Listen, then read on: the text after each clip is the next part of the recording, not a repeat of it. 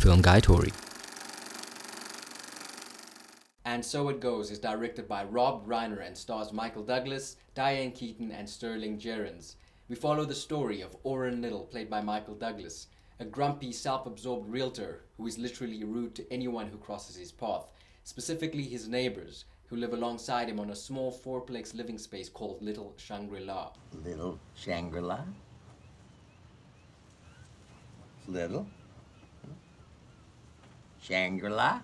Orrin Little harbors immense resentment as a result of losing his wife to cancer, thus leaving him a lonely and grumpy, unpleasant old man. Lee, played by Diane Keaton, spends all of her time and efforts on a barely successful singing career after the death of her husband, and yet she is the polar opposite to Orrin Little in that she is a completely pleasant human being with a very, very beautiful heart. Soon we find Orrin Little's son coming to him asking if he could take care of his daughter, Orrin Little's granddaughter, seeing as that his son needs to go away to prison for a while. As you can imagine, this doesn't sit well with Orrin Little, seeing as that he has no patience for other adults, let alone children. He refuses his son's request to take care of his granddaughter, but later on we find that Lee, played by Diane Keaton, takes it up to herself to provide a home for Sarah, played by Sterling Gerrans. As time goes by, we find that Orrin Little becomes a little bit more compassionate and kind, and this allows him to become closer to his granddaughter, while also becoming closer to his neighbor Lee, blossoming into a beautiful romantic relationship.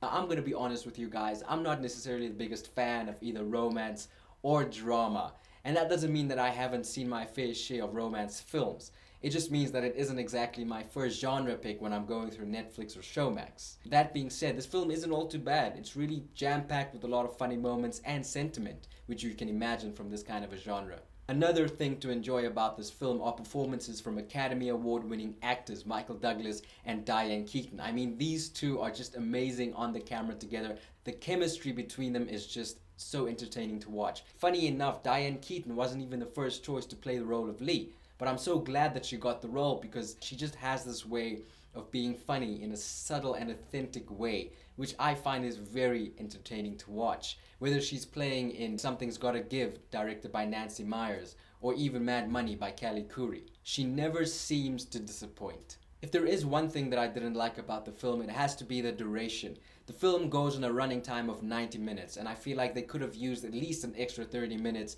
to help the characters develop properly throughout the story. And I mean, considering the big names that you've got on the production, if you're a director, you're going to want to squeeze as much screen time with these people as possible.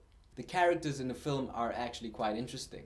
Rob Reiner, the director, actually has his own cameo within the film, which was a role that he needed someone to play urgently for low-scale pay. I guess he decided, hey, why not just play the role myself? There's this old lady character that plays her role well as this funny sort of voice of reason for Orrin Little. But what I don't necessarily understand about the character is that she always has a cigarette in hand, especially indoors. Now, I don't know if this was a comedic choice on the part of director Rob Reiner, seeing as that this character is old enough to have come from an era where indoor smoking was actually a thing, but I feel like the character could have held her own without having to smoke her lungs away. But that's just me. You're too young to smoke. All in all, if you're looking for something light to watch after a busy day at work, or if you're just looking to have a couple of laughs without having to really think too much while you're on the couch or in bed, then I suggest this movie is the one for you. I'm gonna go ahead and give this a Film Guy Tori rating of 7 out of 10. Film Guy Tori.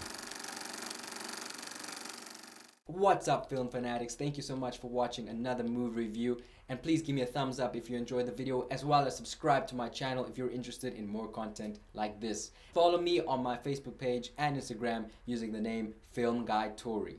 This is Film Guy Tori, fading out.